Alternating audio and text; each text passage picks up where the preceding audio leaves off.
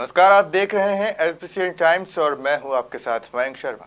आइए शुरुआत करते हैं आज की कुछ प्रमुख हेडलाइंस के साथ। नाले में बहे युवक का शव 24 घंटे बाद मिला। नीमच के गांव ढाबा की घटना।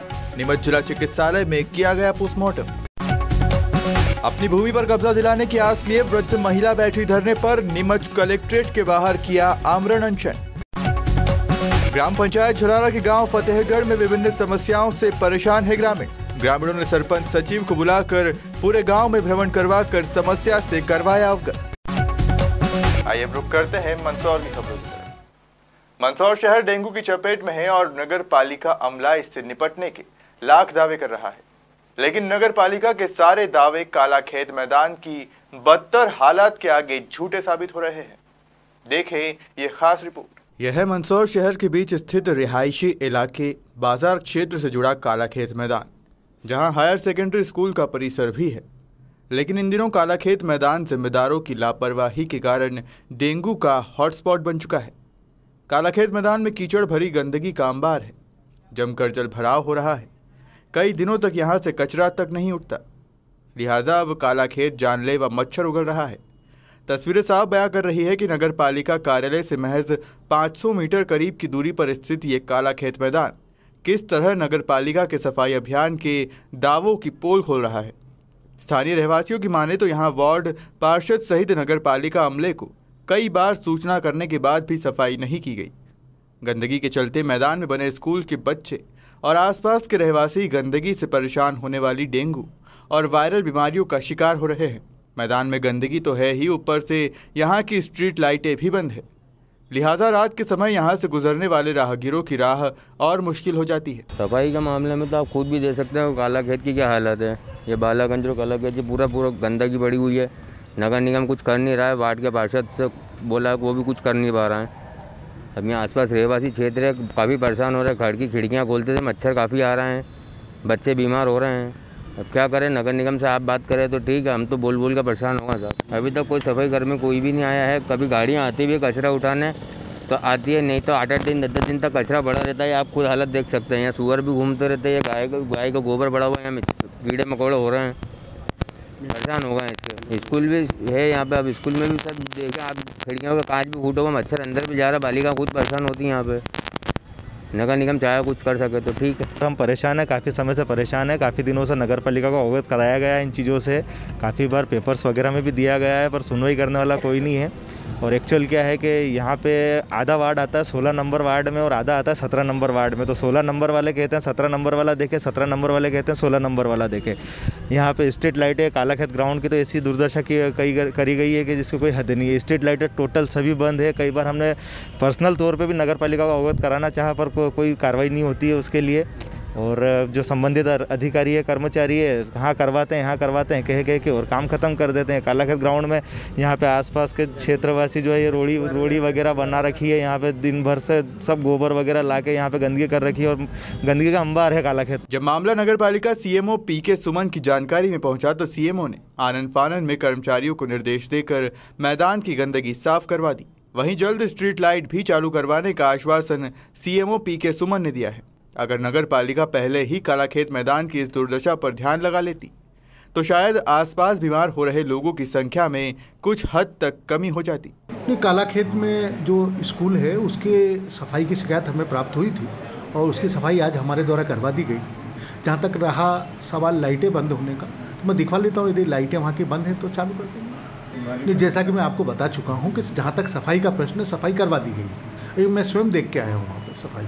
नहीं, अभी चूँकि वर्षा काल चल रहा है और हमारे बहुत सारे काम जो हैं वो वर्षा काल में बाद में चालू होते हैं। नहीं तो अभी क्या है, यदि कई जगह डामर का पेच लगाएंगे तो वापस खुल जाएगा।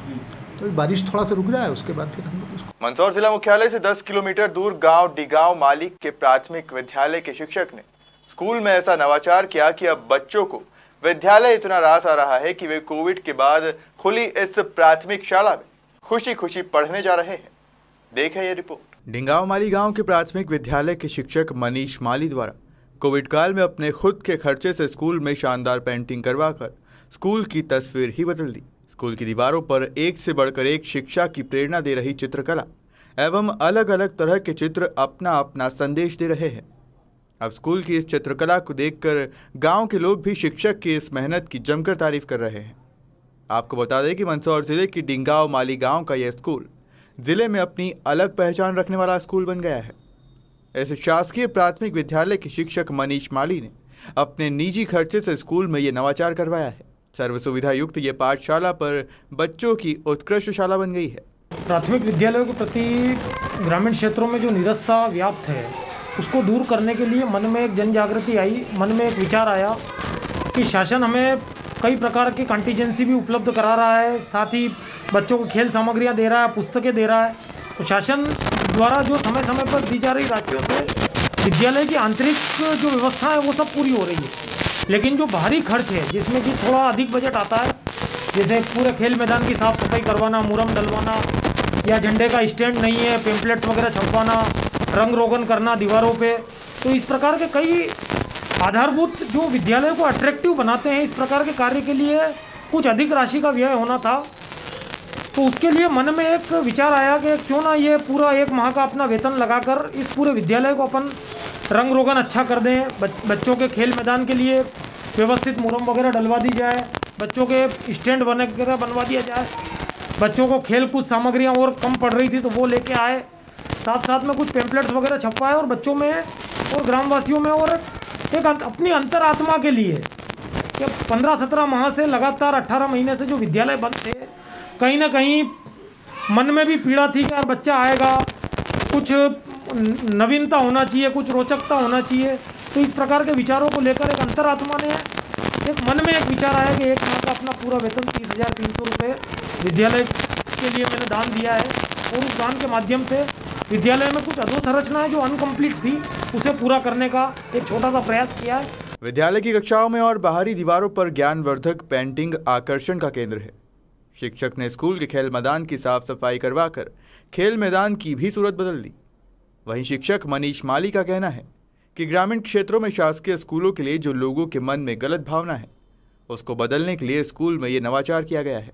शासन द्वारा हमें भरपूर राशियाँ प्राप्त हो रही है, जिसमें कक्षा 1 और 2 के लिए स्लेट पेंसिल वगैरह हम बांटते हैं। शासन से पैसा आता है कक्षा 1 और 2 के लिए स्लेट पेंसिल, रबर, पेन, चौक आदि सभी चीज़ें बच्चों को दी जा रही है। रंग बिरंगे स्केच पेन वगैरह दिए जा रहे हैं। साथ ही साथ कई तरह की बुक्स, नई रोचकतापूर्ण बुक्स आई है। इस बार प्रयास आधारित शिक्षा आई है। इसके अलावा गतिविधि आधारित शिक्षा के लिए कई तरह की पुस्तकें आई है। साथ ही साथ 12 नवंबर को जो NAS की जो परीक्षा होना है, नेशनल अचीवमेंट सर्वे, उसके लिए भी हम लोग प्रयास कर रहे हैं। लेकिन बच्चा शारीरिक रूप से इतना उपस्थित कभी नहीं हो पा रहा था विद्यालय में, तो उसकी कुछ कमजोरियां हैं, उस बच्चे की कुछ कमियां हैं, उनकी कुछ अवधारणाएं भी क्लियर करना है। तो धीरे धीरे उन अवधारणाओं को भी हम क्लियर कर रहे हैं, कुछ बच्चों की कमियों को पूरी कर रहे हैं। और नेस आधारित जो परीक्षा है उसकी भी हम रेस्ट बाद तैयारी करवा रहे हैं।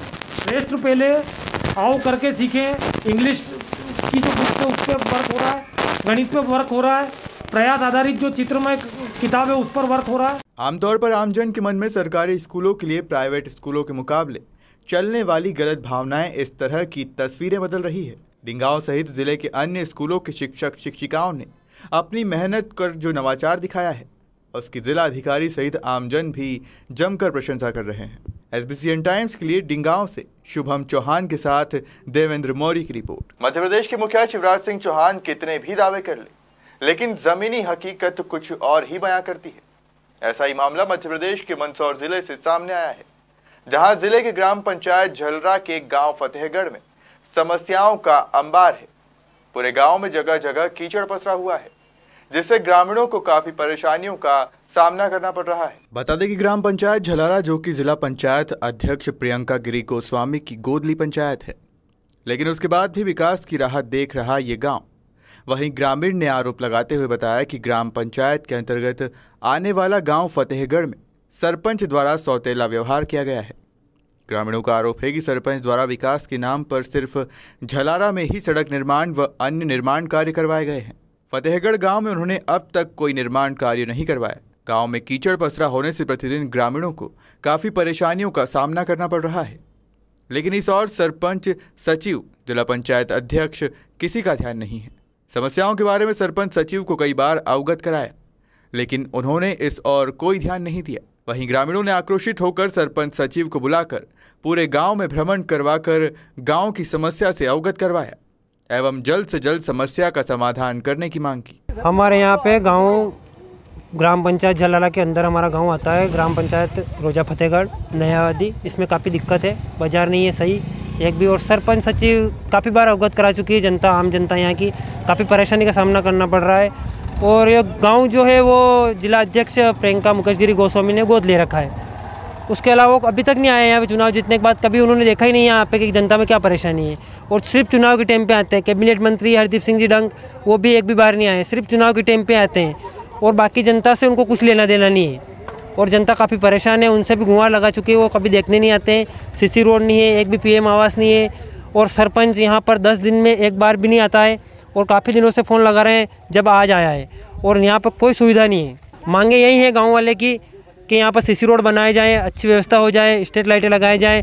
लेकिन सचिव और सरपंच बोल रहे हैं कि पैसे नहीं है, टीएस पास नहीं हो रही। 8 साल में टीएस पास नहीं हुई तो क्या हुआ क्या है गाँव में? हमारे गाँव में 1 रुपये का विकास नहीं हुआ है। 8 साल में क्या हुआ है? एक काम बता दें हमें सरपंच साहब यहाँ के कि एक काम हुआ है? 8 साल में कुछ नहीं हुआ। जनता भारी परेशान है और सबको दबाया जाता है, कुछ काम नहीं होने दे रहे हैं यहाँ पे। और कुछ है इसमें तो ऐसा नहीं हो रहा है यहाँ पर। और विकास का काम बहुत धीमा है। हमारे समस्या है सर ये अपने गांव में आरसीजी भी नहीं है, गिच्चन बहुत हो रहा है, हमारे मकान की भी समस्या बहुत हो रही है। हमारे को ये कोई सुनवाई नहीं करता है। वो प्रियंका वो हमारे जलारा पंचायत वाली वो हमारे गांव की वो है, गोद ले रखी। उसने कभी भी आके हमारे यहाँ गांव में कभी भी नहीं देखा और कभी भी सुनवाई नहीं करती है वो। अब में हमारे कुछ भी समस्या निकालो, हम बहुत परेशानी हो रहे हैं। अब क्या करना है इसको? हरदीप सिंह आता है वो भी हमारी सुनवाई नहीं करते हैं, पंचायत में जाता है वो भी सुनवाई नहीं करता है। क्यों नहीं करता है? हमारे वोट लेने के लिए आता है क्या बोलते हैं कि तुम्हारे गाँव तो खड्डे में, तुम्हारा गाँव तो गाँव ठान में नहीं है, वो सूची में नहीं है, तो फिर वोट लेने के लिए आ जाता है सरकार। तो ऐसे क्यों हो रहा है हमारे साथ में? तो हमारा कुछ भी हल निकालो। हमारे गिच्चन बहुत हो रहा है, मकान भी नहीं है और वे हमारी सुनवाई भी नहीं करते हैं। क्या एक भी आवाज सोचना भी नहीं है? तो हमारा कोई भी सरकार कोई भी मतलब वो अधिकारी लोग आके हमारे गांव में कुछ भी निकाल करना चाहिए। हमारा सरपंच साहब को बहुत बार और हरदीप सिंह वो विधायक भी बहुत बार आता है, पर हमारी सुनवाई भी नहीं करते हैं। क्या बोले वो प्रियंका वो हमारे गाँव की गोद है, वो भी सुनवाई नहीं करती है। वो कभी आके उसने बात नहीं करी हमारे से ना। हमारे गांव में भी इतनी दिक्कत आ रहा है। अब क्या मांगे थे? हमारे वो गांव में बहुत खड्डा हो रहा है, आरसीसी, हमारा मकान, हमारा जो भी परेशानी है, जो भी हमारे से आके पूछना तो चाहिए कम से कम कि क्या समस्या है तुम्हारी है। तो समस्या हल तो वो निकाल देगा, हम निकाल देंगे, हम तो उसी को बोलेंगे। हमारा तो गाँव में उसने बना रखी तो उसने कहना चाहिए ना, कि गाँव में आके आना तो चाहिए ना। हम बहुत परेशानी हो रहा है। हमको ये समस्या है सर कि हमारे गांव के सरपंच और सचिव साहब को हम बार बार कॉल करके कहते हैं कि हमारे गांव में समस्या हल करो। 5 साल में 5 मिनट में हमारे गांव में रुकने के लिए तैयार नहीं है ये लोग। और आज दिन तक हमारे गांव में ना तो सीसी रोड बना है। सीसी रोड बना तो ऐसा बना जो उसमें धूल मिट्टी और रेत डाल दी और 2 महीने के अंदर सीसी टूट गई। उसके बाद फिर हम लोगों ने इनको कॉल करके बार बार बुलाते हैं, ना पानी की व्यवस्था, ना टंकी की व्यवस्था है और ना बाजार की नाली बनी हुई है। खेल मैदान में इतनी बड़ी बड़ी फूफाड़ी उगी हुई है, आज दिन तक ठीक नहीं करा इन्होंने। और क्या करें हम बार बार कह के इनको अवगत कहाँ करा? सरपंच तक हम पहुंचे, हमारी सरपंच साहब से कह देते हैं, हम सचिव से कह देते हैं और क्या कहते हैं। और मंत्री साहब से कहा हमने, मंत्री साहब भी शाम को हमने गाड़ी रोकाई थी सरपंच मंत्री हरदीप साहब की, तो उन्होंने भी रास्ता के बारे में बोला था कि सरपंच और सचिव से बोलो, आप वो करेंगे आपकी समस्या हल। अब हमारी ये मांग है कि हमारे बाजार की सीसी कंप्लीट की जाए और हमारे बाजार की नाली कंप्लीट की जाए और पानी की एक बड़ी टंकी बनाई जाए और हर कार्य में हमारे यहाँ सरपंच साहब ध्यान देवे। ये हमारा निवेदन है उनसे। फतेहगढ़ में कीचड़ की बहुत समस्या है और आरसीसी कम बनी हुई है यहाँ पे। और यहाँ पे जो अभी हमें नपती की तो 500-750 फीट के आसपास की है, कि पंचायत ने बजट सिर्फ अभी लाया जो 3 लाख का है, तो हम 3 लाख के आरसीसी अभी कर देंगे और मंत्री जी सांसद महोदय से आगे की राशि के लिए मांग करेंगे और इस समस्या का जल्दी से जल्दी निराकरण करेंगे। नहीं किसी कारणवश फ़ोन नहीं उठाता, ऐसे में रुक नहीं जाता हूँ तो 1-2 चक्कर ये लोग भी वहाँ मिल जाते हैं। आज भले इन्होंने 1 घंटा लेट हुआ मैं आने, 1 घंटा तो नहीं 1 घंटा के आसपास लेट हुआ, पर आ गया टाइम पे। मंत्री साहब को लेके आया मैं, मंत्री साहब 9:30 बजे बस में आए और सीधा रास्ते में से उतार के गांव में नहीं गए, सीधा यहाँ लेके आ गया मैं। क्यों? मंत्री साहब को भी साथ लेना जरूरी है। पंचायत का मामला एकला पंचायत पार्टी का मामला, एकला सरपंच का काम। मंत्री साहब रहेंगे तो दोनों चीज़ में ठीक रहेगा हमारा काम करने में। नहीं ये बात तो है, तो बाकी उधर हो गया विकास। इस जो राशि बची सभी राशि अपन इस फतेहगढ़ में लगाएंगे। अब शामगढ़ थाने के ग्राम आगर के कालबेलिया बालूनाथ का परिवार तहसील परिसर में धरने पर बैठ गया।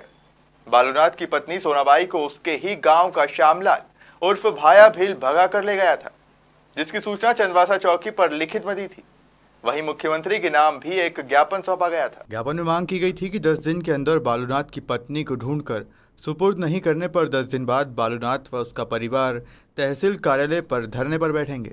10 दिन की अवधि के बाद शामगढ़ पुलिस द्वारा सोना को नहीं ढूंढने पर आज बुधवार को सुबह 11 बजे से कालबेलिया जागरण मंच के पोस्टर तले पूरा परिवार भूख हड़ताल पर बैठा है। बालूनाथ ने कहा कि जब तक मेरी पत्नी को पुलिस ढूंढ कर नहीं लाती, मैं और मेरा परिवार तहसील कार्यालय में भूख हड़ताल पर बैठे रहेंगे। मेरी घर की पत्नी 14/7/2021 को गई हुई है। श्यामलाल भील और उसका पिताजी रोडूलाल भील और उसकी मम्मी रेखाबाई भील, तीनों की शिकायत से गई हुई है। फिर पुलिस को रिपोर्ट दी हमने, पुलिस पकड़ के लिए 2-4 दिन रखा, उस श्यामलाल को फिर वापस छोड़ दिया। क्यों? बस छोड़ दिया कि हम इसके पास तो ही नहीं है। फिर हाँ हम कर रहे हैं, सूचना मिल जाएगा 2-4 दिन में। 2-4 दिन करते करते 2 महीने से ऊपर दिन हो चुके हैं। अभी 2.5 महीने से आश्वासन नहीं दे रहे और कुछ भी नहीं। थाने से बस आश्वासन मिल रहा है आपको? थाने से आश्वासन मिल रहा है? कुछ भी नहीं मिला, शामगढ़ से भी नहीं मिला, ना चंदवासा चौकी से मिला है।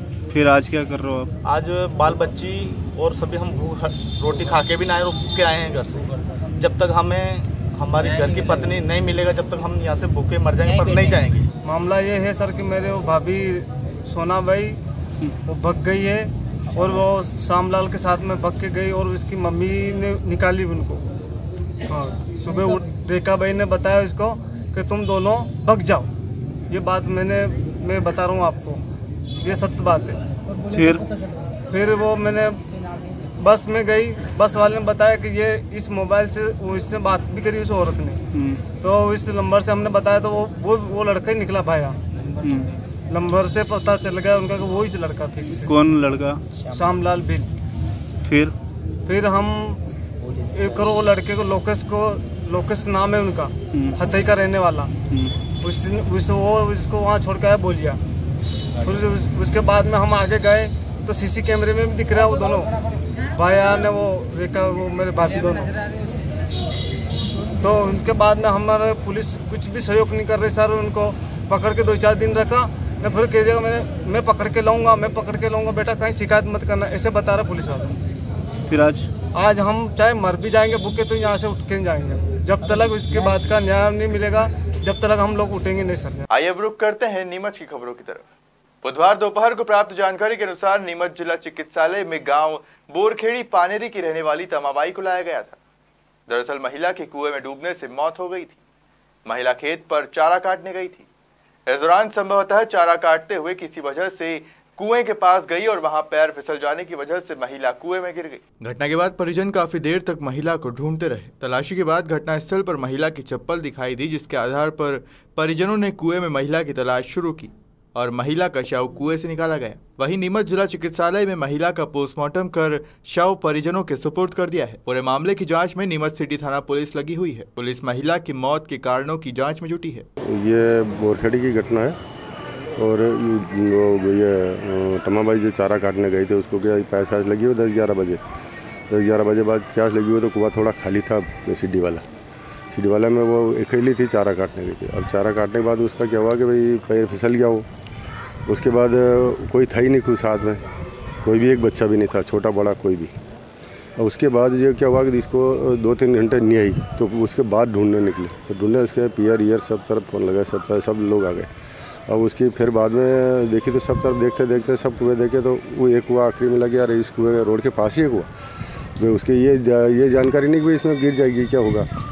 उसके बाद क्या हुआ कि उसकी चप्पल मिली, तो चप्पल लेडीज़ है बुलाई और उस लेडीज़ को पहचानी कि ये चप्पल किसकी है, कि ये तमाबाई की चप्पल है। फिर बलाई डाली, फिर बलाई डालते डालते खूब देर हो गई हमने। अब आखिरी लास्ट एंड था कि भाई अब नहीं निकला है ही नहीं इसमें। तो आखिरी एंड में उसके बाल उलझ के बलाई में आ गई। उसके बाद तो फिर बाहर निकाली तो पब्लिक भी बहुत इकट्ठे हो गई थी, तो पूरा रोड जाम हो गया था। कहाँ के निवासी हैं ये? बोरखेड़ी पालडी निवासी वहीं के। हाँ। ये खेत पे क्या चारा वगैरह काट? चारा वारा काट रहे थे, तो चारा के लिए आई थी। गांव से कितनी दूर है खेत? 1.5 किलोमीटर करीब। और रोड से जो मान लो 100 फीट करीब दूर है कुआं, मेन रोड से। तो पानी डूबने से मौत हो गई? पानी में डूबने से वो तैरता नहीं आती, तो वो अकेली थी। जैसे पानी के तो अभी गर्मी बहुत लग रही, गर्मी के हिसाब से पानी पिया हुआ, तो पानी वो अकेली थी, वो तो पैर फिसलते ही वो भरा हुआ था फुल। नीमच टाउन हॉल पर अमृत योजना अंतर्गत सीवरेज ट्रीटमेंट प्लांट का ई लोकार्पण कार्यक्रम आयोजित किया गया। इसमें मुख्य अतिथि के रूप में नीमच विधायक दिलीप सिंह परिहार, जिला पंचायत अध्यक्ष अवंतिका मौजूद रहे। इस अवसर पर एलईडी स्क्रीन पर मुख्यमंत्री शिवराज सिंह चौहान ने नीमच के सीवरेज ट्रीटमेंट प्लांट का ई लोकार्पण किया। टाउन हॉल पर आयोजित कार्यक्रम को नियमित विधायक सहित अन्य जनप्रतिनिधियों ने संबोधित किया। इस अवसर पर वरिष्ठ भाजपा नेता महेंद्र भटनागर, बीजेपी के विभिन्न मंडलों और भाजपा जिला कार्यकारिणी महिला मोर्चा के पदाधिकारी, नीमच नगर पालिका के CMO CP Roy, SDM SL Shakh के तहसीलदार अजय हिंगे सहित बड़ी संख्या में विभिन्न विभागों के कर्मचारी, अधिकारी और गणमान्य नागरिक मौजूद रहे। हमारे द्वारा 3 मशीनें और फॉगिंग मशीन 3 मशीनों नई खरीदी है और पहले की 2 मशीनें थी। इस तरह कुल 5 मशीनें हमारे द्वारा फॉगिंग के आज शहर में चलाई गई है। और आज हमारे द्वारा मूलचंद मार्ग, तिलक मार्ग, अम्बेडकर मार्ग, नया बाजार आदि क्षेत्रों में सुबह सुबह फॉगिंग करवाया गया है। और 2 मशीन और हमारे द्वारा टेमोफास की चलवाई गई, अतः शहर के गली मोहल्लों में टेमोफास का भी हमारे द्वारा स्प्रे करवाया जा रहा है। पूरे शहर में टेमोफास और फॉगिंग का स्प्रे हो रहा है और नई मशीनें आने से कल हमारे द्वारा और इसमें और गति लाई जाएगी। नीमच विधायक वीर सिंह परिहार ने पत्रकारों से चर्चा के दौरान जानकारी देते हुए बताया कि 30 सितंबर को नीमच जिले के एक दूसरे प्रवास पर मध्य प्रदेश के मुख्यमंत्री शिवराज सिंह चौहान आ रहे हैं। वह जिले से जुड़ी विभिन्न योजनाओं का लोकार्पण करेंगे, साथ ही आगामी योजना को लेकर भी जानकारी देंगे। इस प्रवास को लेकर भाजपा कार्यकर्ता व सभी जनप्रतिनिधि काफी उत्साहित हैं। शिवराज सिंह चौहान का दौरा लंबे समय के बाद जिले में हो रहा है, इस वजह से भाजपा कार्यकर्ताओं में काफी जोश है। माननीय शिवराज सिंह चौहान साहब लगातार हर क्षेत्र में विकास का काम कर रहे हैं। कोरोना को लेकर हमने देखा कि उनने 7.5-8 करोड़ जनता को बचाने का काम किया। अब वो लगातार कोरोना वैक्सीन लगवाने के बाद जनता जनार्दन को वो विकास के काम में जुटे हैं। हर विभाग की समीक्षा, हर विभाग के लोकार्पण और भूमि पूजन वो कर रहे हैं। मैं इसके लिए उन्हें बधाई देता हूँ, शुभकामनाएं देता हूँ।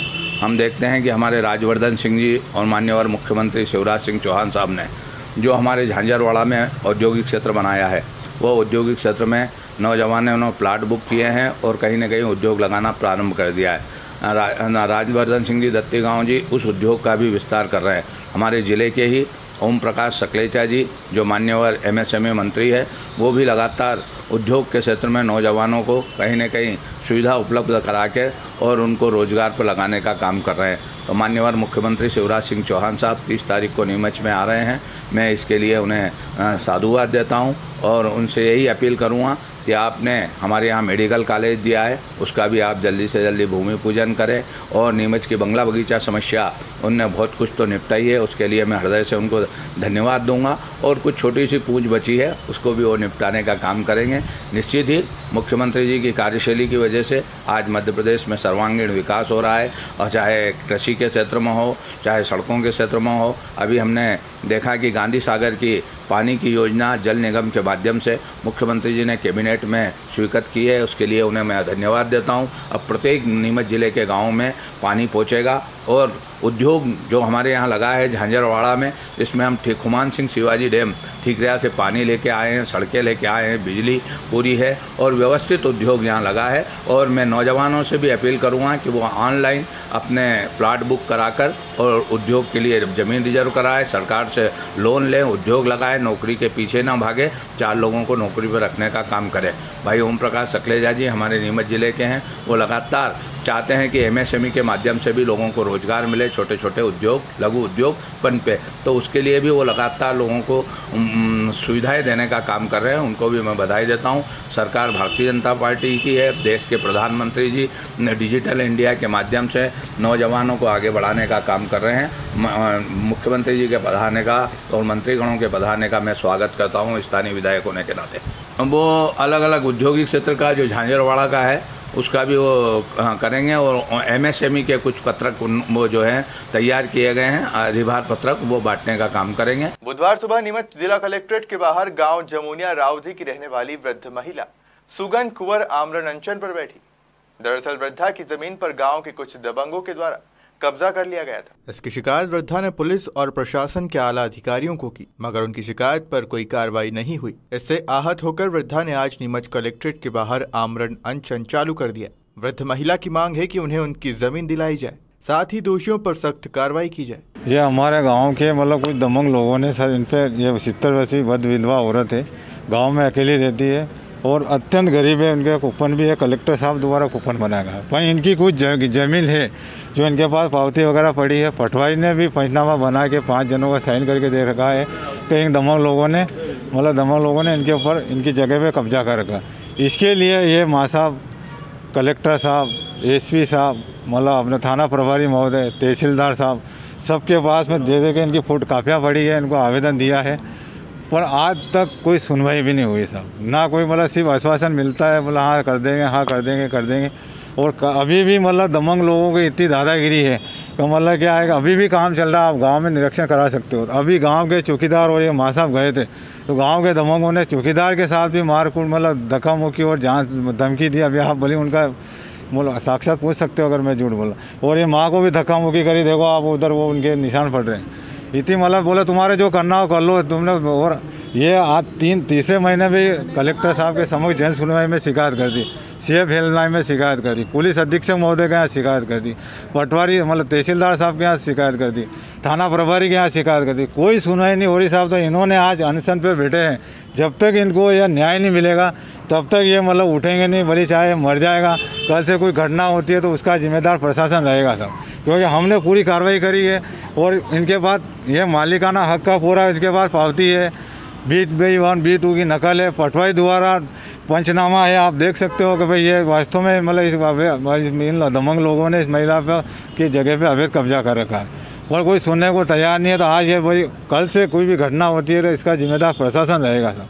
और ये वृद्ध विधवा औरत गरीबी रेखा के नीचे अंत्योदय का कार्ड है। आप गरीब कच्चे घर में रहती है साहब। ये आधा इसमें पाल डला हुआ है, आधा है परेशानी हुई साहब मेरे जमीन देने से और कब्जा करने से।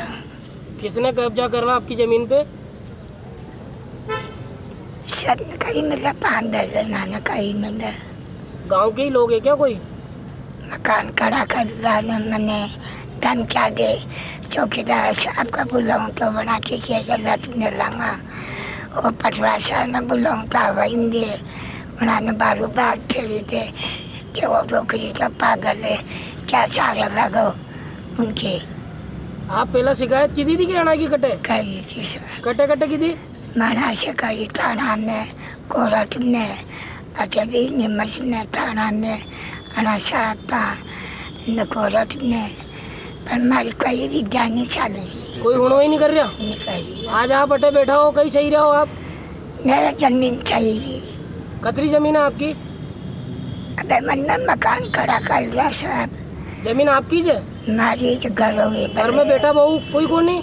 कोई को नहीं, बस अभी विधवा है इसका दान की करेगी। 2 बेटा मर चुके हैं, यही का दान की करे। अनपढ़ हूँ ना, कहीं मैंने फोन लगाता है कि कहीं को नहीं। कितनी उम्र भी की आपकी? अभी ये 60 साल की करेगी। कहीं नाम लिखो आपनो? मुझे वोटर दूँ। आपको नाम कही है? नाम हमारा सुगन भाई। सुगन भाई कटे रहना आपने?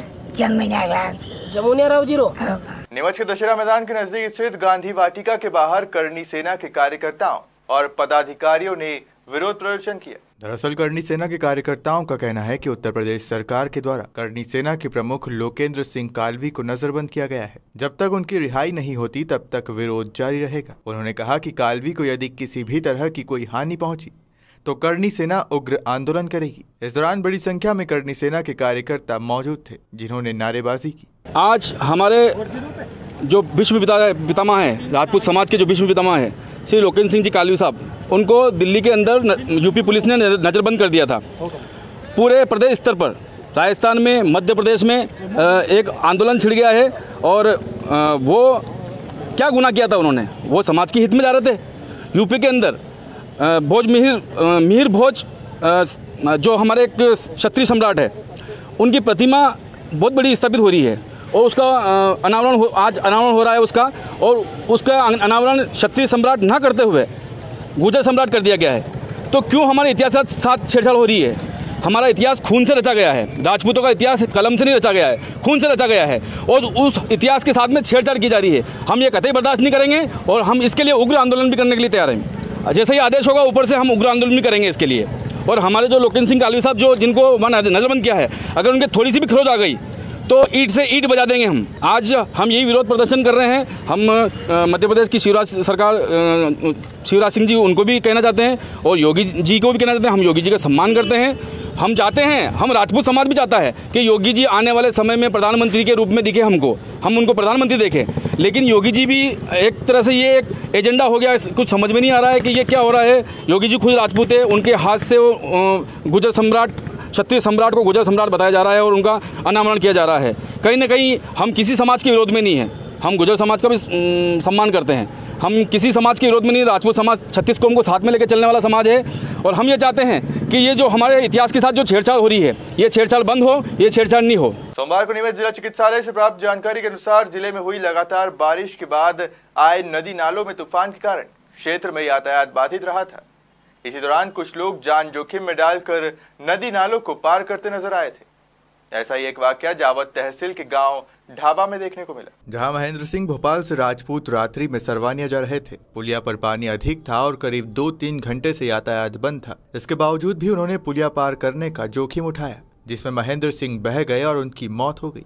24 घंटे बाद उनका शव मिला, जिसे नीमच जिला चिकित्सालय लाया गया और पोस्टमार्टम के बाद शव परिजनों के सुपुर्द कर दिया गया है। वहीं पुलिस ने मर्ग कायम कर जांच शुरू कर दी है। नीमच विधायक दिलीप सिंह परिहार ने आज नीमच के प्राइवेट बस स्टैंड के नजदीक बनाए गए 62 करोड़ की लागत से बने नीमच शहर के वाटर ट्रीटमेंट प्लांट का निरीक्षण किया।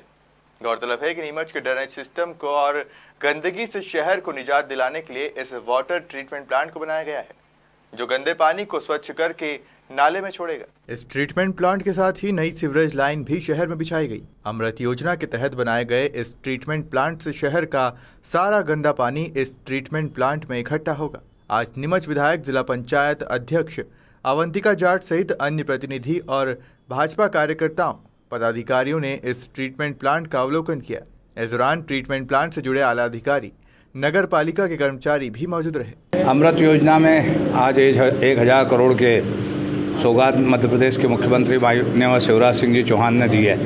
हम बड़े सौभाग्यशाली हैं कि 62 करोड़ का सीवरेज प्लांट जो जो बनकर तैयार हो गया है, आज वो जनता को हमने समर्पित किया है। गुजरात की कंपनी है पीसी स्नेहर, उनने ये पूरा प्रोजेक्ट लिया था और आज उसका काम हो गया है। मैं नीमच जिलावासियों को, नीमच नगरवासियों को बधाई देता हूँ, शुभकामनाएं देता हूँ, क्योंकि आज हम देखते हैं कि नीमच में पहले नाला जो है उसमें गंदा पानी सोच करके लोग बैठ जाया करते थे। अब ये नाले नदी सब साफ़ हो जाएंगे। इस सीवरेज प्लांट की वजह से ट्रीटमेंट होकर पानी, गंदा पानी अलग जाएगा, साफ़ पानी अलग जाएगा। और यहाँ इसी प्लांट में बाग बगीचे भी डेवलप हो रहे हैं। आपने देखा है 62 करोड़ का पूरा एक यहाँ और एक नीमच सिटी दोनों जगह पर बने हैं। तो इनके माध्यम से नीमच की जनता को अब पानी की भी कम खपत होगी। घर से जो सबकी लेटरिन है उनमें जोड़ दी गए हैं, शौचालय उनमें जोड़ दिए गए हैं। अब उसके माध्यम से सारी गंदगी एक तरफ जाएगी और साफ पानी इन नदियों में बहेगा। हमने देखा कि अभी हमने पौधे लगाने का भी काम किया है। नगर पालिका पर्यावरण की दृष्टि से नगर को सुंदर बना के लेने के लिए पौधे भी लगा रही है। नीमच शहर में अमृत योजना में आने की वजह से पेयजल की समस्या का भी समाधान हुआ है। खुमान सिंह शिवाजी ठीकरिया डैम से भी हम पानी लेके आए, हरक्या खाल भी, और अभी तो इंद्र देवता की वजह से सारे तालाब खलाखल और भरकर और बह रहे हैं। तो मैं इसके लिए भी इंद्र देवता का शुक्रिया करता हूं। आज तो मध्य प्रदेश के मुख्यमंत्री जी को मैं धन्यवाद देता हूं कि उन्होंने, नगरीय प्रशासन मंत्री मान्यवर भूपेंद्र सिंह जी को, कि उनने हमारे नीमच जिले की ये सौगात नगर पालिका की पूरी की है। इसके लिए मैं बधाई। पूर्व के हमारे नगर पालिका अध्यक्ष, उपाध्यक्ष, सारे पार्षद जो इस काम में लगे थे उनको भी परिश्रम रहा, और हमारे देश के प्रधानमंत्री माननीय नरेंद्र मोदी जी ने नीमच को अमृत में लिया, इसमें सांसद जी का भी योगदान रहा। तो आज एक बहुत बड़ी सौगात नीमच शहर को मिली है, इसलिए शहरवासियों को बधाई देता हूं और मुख्यमंत्री जी और नगरीय प्रशासन मंत्री जी का आभार प्रकट करता हूं। ये प्लांट में पहले तो हाउस कनेक्शन के द्वारा मेन लाइन में पानी जाएगा, मेन लाइन के थ्रू यहाँ STP भी आएगा, यहाँ पे इनलेट में होके वहाँ पे ग्रिड बड़ा कचरा वहाँ बाहर निकल जाएगा। बाद में पीटीयू में पानी जाएगा। पीटीयू में छोटा 6 mm का कचरा भी निकल जाता है वहाँ पे, और वहाँ से साफ़ होकर पानी SBR में जाता है। वहाँ पे ब्लोअर द्वारा उसको ऑक्सीजन दिया जाता है और बैक्टीरिया के द्वारा बैक्टीरिया उत्पन्न किया जाता है। बैक्टीरिया बनने के बाद पानी साफ, ब्लोअर के बाद एयर देने के बाद पानी साफ होने के बाद उसको पूरा बाहर छोड़ दिया जाता है। सर, ये गंदा पानी जो रहेगा पेयजल के उपयोग में आएगा या खेती वगैरह? नहीं, पेयजल में यूज नहीं आ सकता है। गंदा पानी खेती के लिए, गार्डन में, गार्डन पौधे के लिए, ये सब के लिए और खेती के लिए काम आ सकता है। इसको किस तरीके से हैंडल करेंगे? कितने कर्मचारी यहाँ पर आपके जो है करेंगे? यहाँ पे 10 से 12 लोग रहेंगे जो प्लांट को ऑपरेट करेंगे। और इसमें लेबोरेटरी भी आपके द्वारा हाँ, लेबोरेटरी लगा है। उसमें हर रोज़ पानी का टेस्टिंग होगा। उसमें COD BOD चेक किया जाएगा। वो पानी साफ होगा तभी नाले में छोड़ा जाएगा। फिलहाल खबरों में सिर्फ इतना ही। आप बने रहिए SBCN टाइम्स के साथ।